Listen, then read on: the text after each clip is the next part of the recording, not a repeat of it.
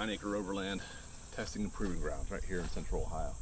Today in this video, we're going to go over the build out I have on my 2000 Jeep Cherokee, also known as Row.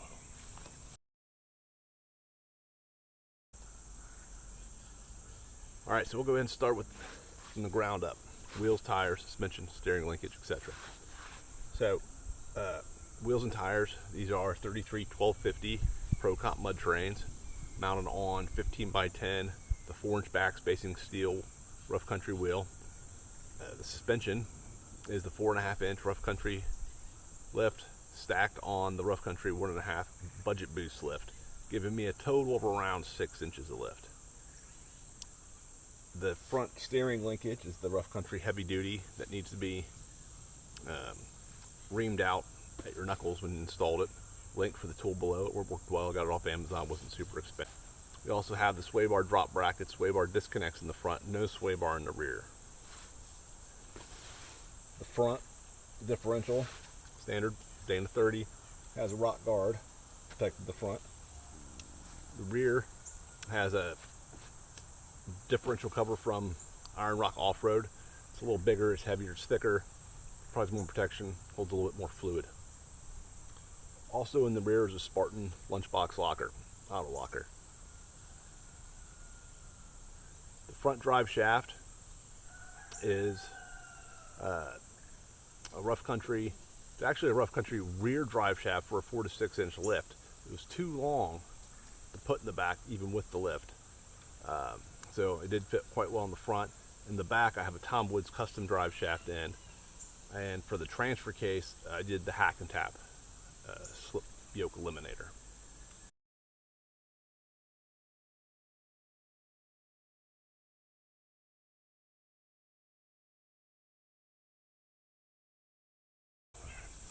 Moving on to the very front, we've got a Smittybilt X20 10K winch mounted on the Amazon DIY weld it together yourself front bumper. We've got nightlight amber fog lights, upgraded LED headlights, smoked lenses on the turn signals and side signals.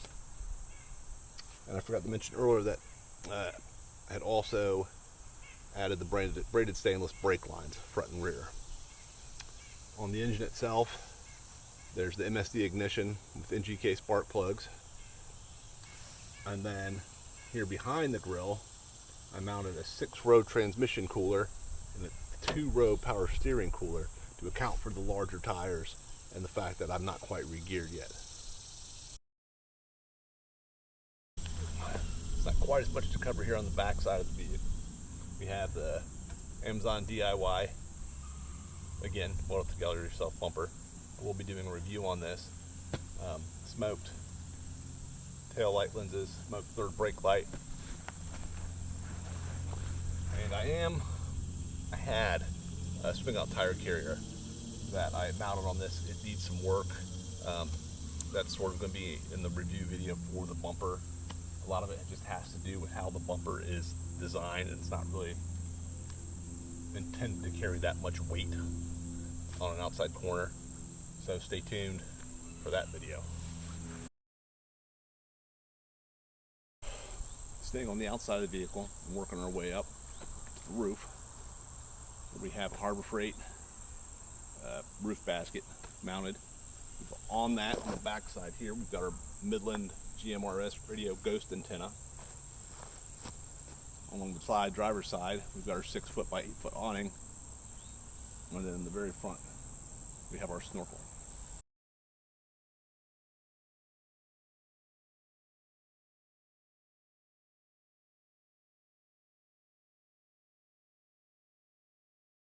Moving along to the inside of the Jeep, we've got our upgraded stereos, an Alpine, front and rear speakers, our Midland GMRS handheld radio here with the actual radio device mounted back here on the center console. We've got a light, or a switch here for our fog lights. That's going to get changed. We've got a mechanical oil pressure gauge. That's probably going to come out and be replaced with a transmission temperature gauge. Obviously, a little cell phone holder. I will be mounting another arm here for a tablet for use with Onyx Off-Road.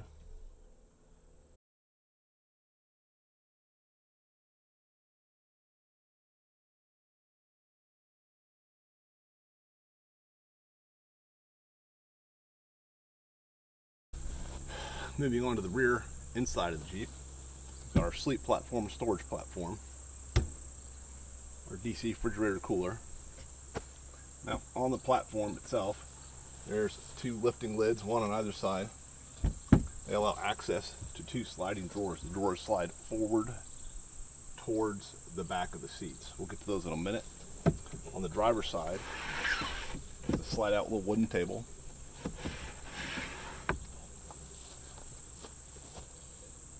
On the passenger side, the right side, is our solar charge controller and our power port. And both of these function off of a standalone battery mounted under the platform behind the cooler.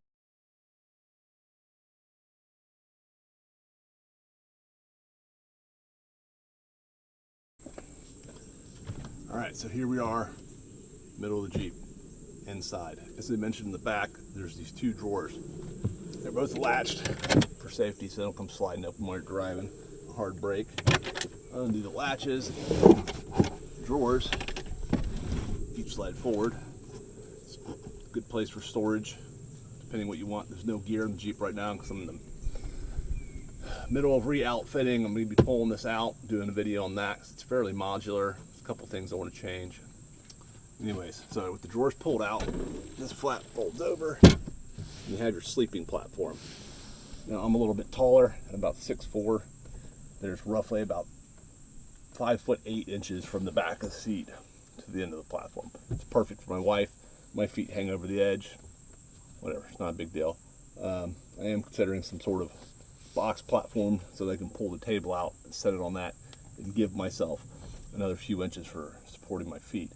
Something else I would like to find, and if any of you know of a set that I can get, it would be the seat bases out of a 2-door Cherokee to get more movement out of the front seats. Not very easy to find.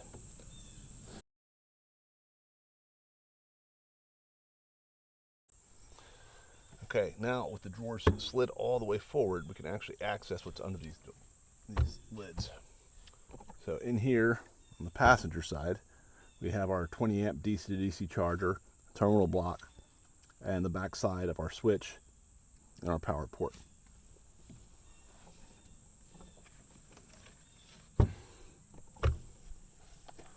On the passenger side, well, you really just access the table. However, if you pull the table out, there is a free, I don't know, 30 inches by 2 or 3 inches between the table and the floor of the cargo area that you could store stuff or something.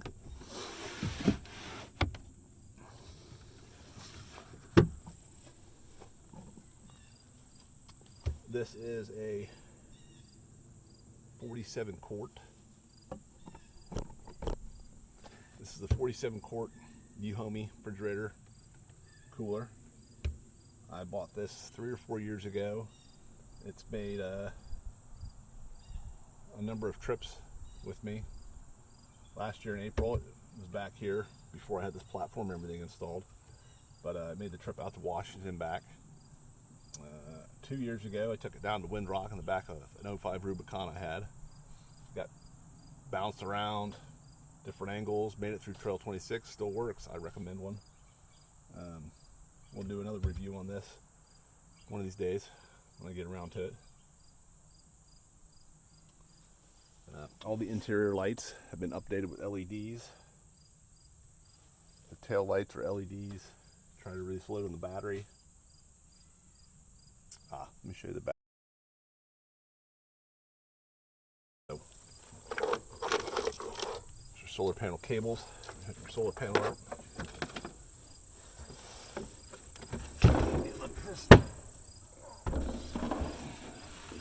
Lift that out of there. You can see your battery. It's mounted right back in there. Actually, that's going to get changed up too. I'm going to be adding a second battery. The outlet for the fridge, I'm going to put on a switch. Even with the fridge off, leaving it plugged in tends to slow parasitic drain on the battery, which I think is what killed the last battery I had in here. So stay tuned for that. I almost forgot. Puck lights. I got these at Home Depot. They function off of 3 AA batteries each, or AAA batteries rather. They push on and off, they change colors, they have a little remote. Batteries are dead currently. I do recommend, if you try something like this, that you take them down when you're not using them, so stuff's not falling in them, pressing them, turn them on, and killing your battery. Okay, so that's covered. Let's go ahead and get it closed up. We'll head back up to the 9-acre Overland garage, and we'll go over some of the gear that I usually keep.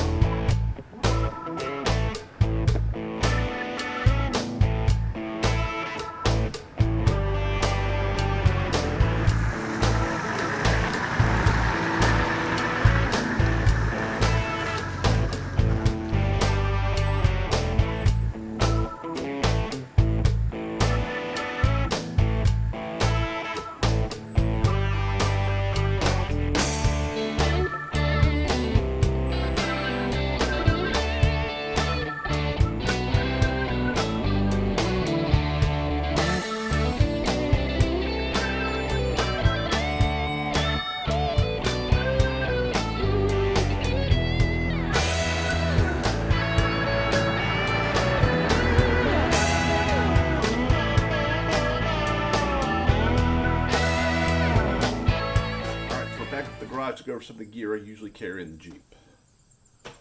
This is a folding aluminum table. You can see it in the video, sitting with the 2 chairs. Got off of Amazon. Pretty nice. I like it. It's sturdy. 2 basic run-of-the-mill Walmart folding chairs. Nothing special.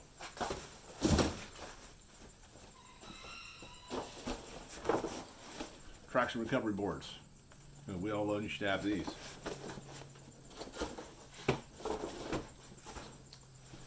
Get starting. Over here, these are actually RV leveling blocks or chocks, but bought them to level the rig when sleeping, when you're parked. It's more comfortable to sleep with your head towards the front than towards the rear. If you're sleeping with your head towards the rear, you're a little more cramped between the cooler and the side of the Jeep.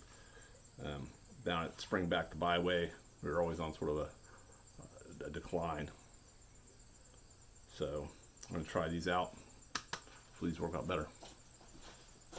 I'm not going to take this out, but this is the Maddox Harbor Freight air compressor. This is a bag of recovery gear. I've got 4 soft shackles, 3 D-rings, 1 tow strap, a pair of gloves, winch controller. This is my SUV tent. It goes on the back of the tailgate. You can see it in the video. These are the tent poles for said tent.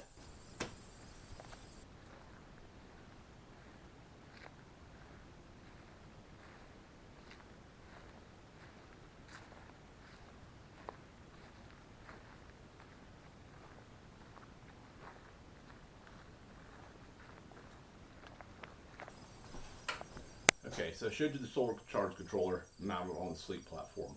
It's rated at 10 amps. So you could roughly hook up 150 to 200 watts of panels to it. I only run with 100 watts. The only thing I'm really powering is basically the fridge and that little power port. And the battery for the fridge can be charged off the vehicle charging system through the DC to DC charger. Now I have 2 sets of panels here. These panels, they're linkage, they're 50 watts a piece, and they're flexible. I initially used these on my Rubicon build because they were lightweight and I was able to store them in the soft top pocket above the rear cargo area that the doors would usually, door windows or whatever that storage section was for.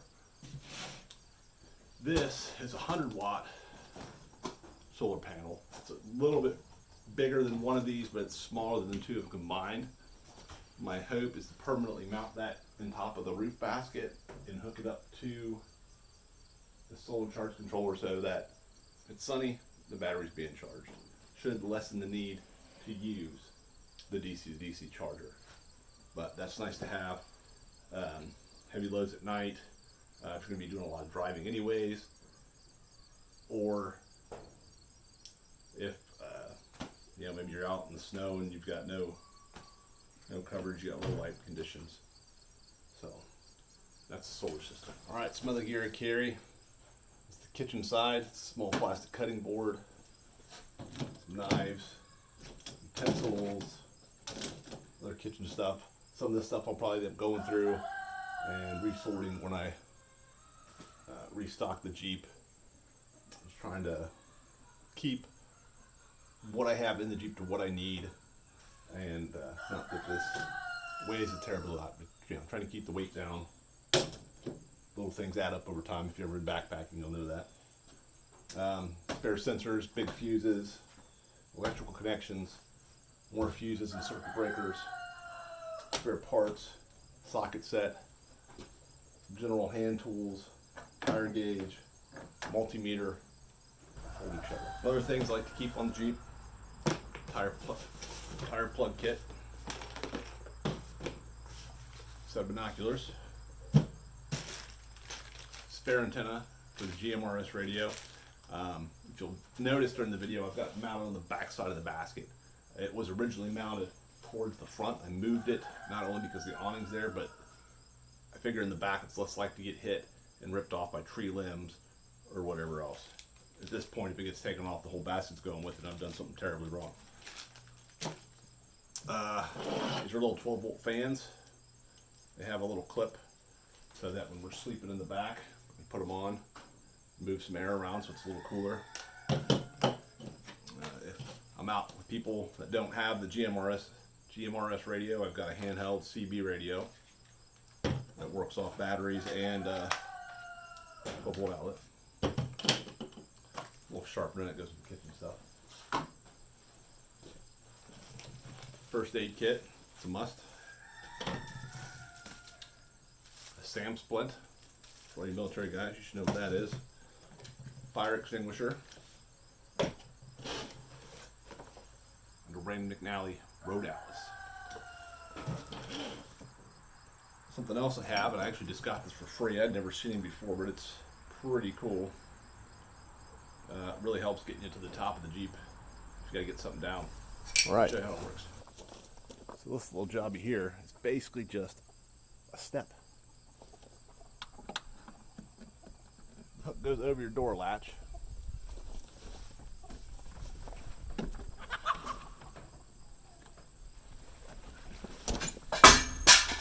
And it gives you an extra step up onto your roof. Super helpful if you're super short. I like it. So, this far as watching around row home, taught you about the suspension modifications, steering modifications. I did forget to mention I do have 1-inch hood spacers on the hood. Just slope it up a little bit, helps with that hot air escape. Because if you have an XJ, you know this thing's pretty warm. The gear I've showed you is by no means an exhaustive list. It will probably change somewhat. For tools, I'd like to have something more specific and carry only the size, like sockets and wrenches, I need for most little repairs on the Jeep. Obviously, if I was going to be doing a long trip, then I'd probably have some spare parts and some bigger tools that would be useful for maybe swapping out U-joints or wheel hubs, etc. It's also good to carry spare fluids. When we went down to back the byway, I forgot to pack some. I actually rubbed through the transmission cooler line and had to triage. Fortunately for me, the group I was with, between the 2 or 3 guys, they had enough transmission fluid that I was able to keep on going and didn't have to be drug out of there. I do appreciate it. Thank you guys. Couple coming videos, we're going to go over the sleeping platform. I did design it to be very modular. Obviously, you notice the size of it. You can't get the back seat in with the sleeping platform in there. I don't use the back seat all that often, or hardly ever, so I wasn't too concerned about it.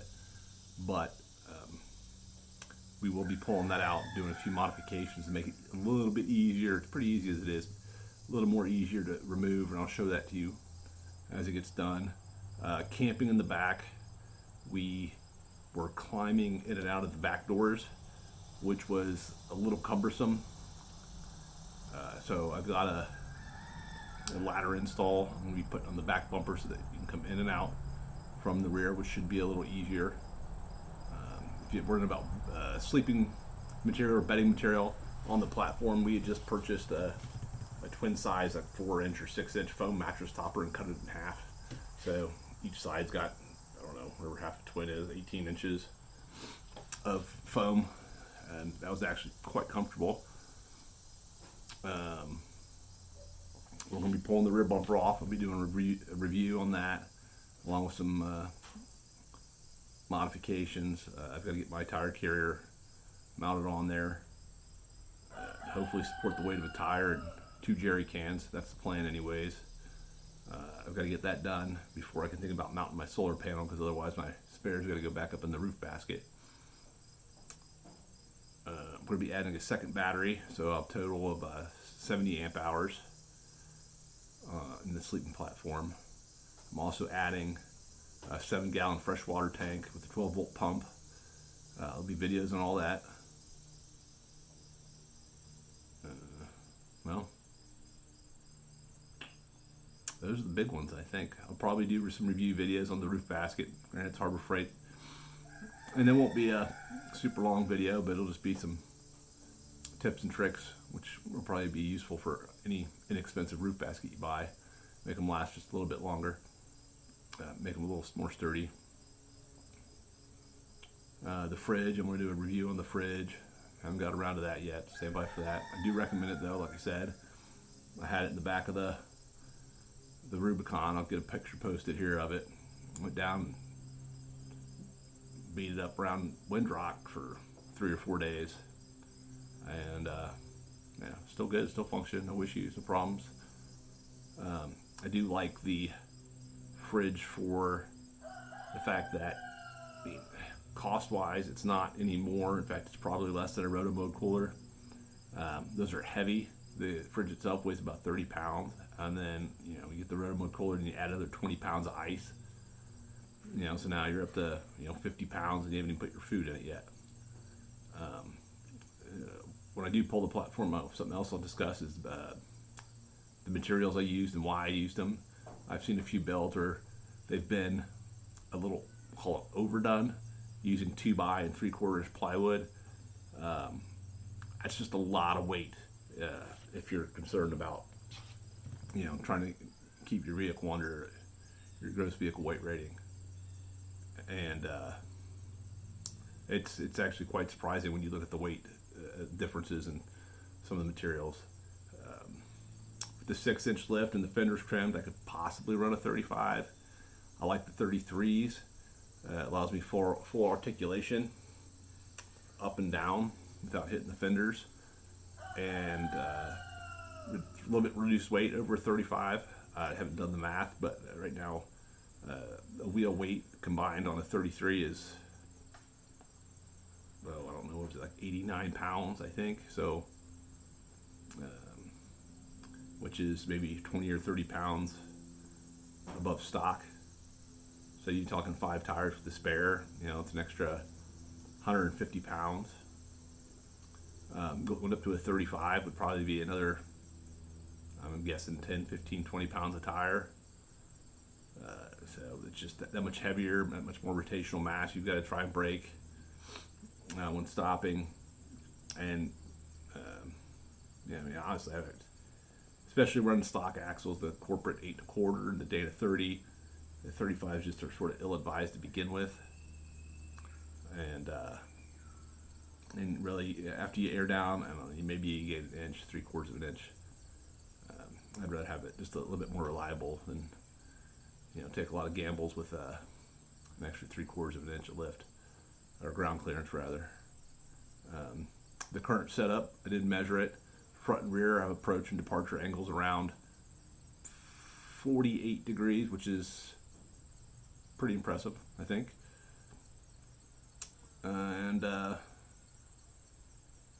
Yeah, well, that's it. Thanks for stopping by. If you have any questions, comments, things that you think I can improve on, things you liked, things you didn't like, let me know. If you're looking for ideas on things you can do or whatnot, hit me up in the comment section. I'll get back to you. I always like helping people with their builds. I got a buddy right now who just picked up a late 80s Comanche, so hopefully we'll get that on the channel here sometime soon. At some point we'll probably see my CJ5. It's a 79. There's not much to it right now. It's currently the frame, and I got the axles over here, and the tub and the seats are over there, and the engine's over here, the transmission and transfer case is over here. But yeah. Alright, thanks. Like, subscribe, stay tuned. See you guys next time.